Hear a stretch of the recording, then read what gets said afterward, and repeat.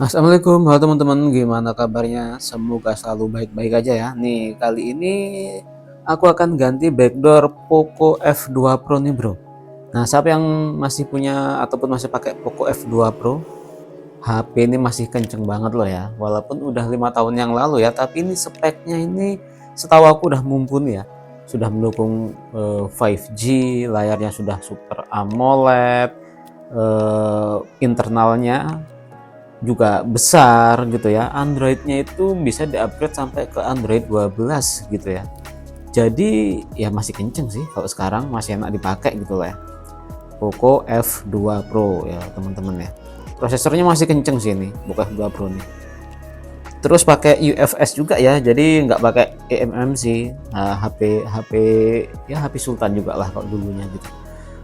Nah, buat teman-teman ya yang nanti mau ganti backdoor, aku sediakan link pembelian backdoor untuk Poco F2 Pro di deskripsi ya, atau di pin komen. Sekalian itu tuh kontak cleanernya. Nah, kalau biar mudah buka backdoor itu rahasianya pakai kontak cleaner ini teman-teman ya.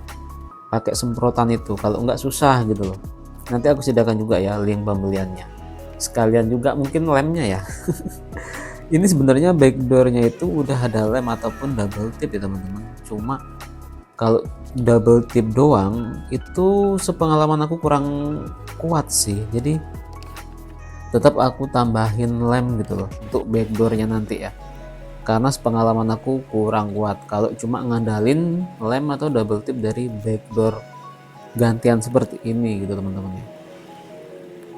Oke, siapa yang masih punya Poco F2 Pro bisa komen di kolom komentar ya, kira-kira gimana handphone ini sekarang.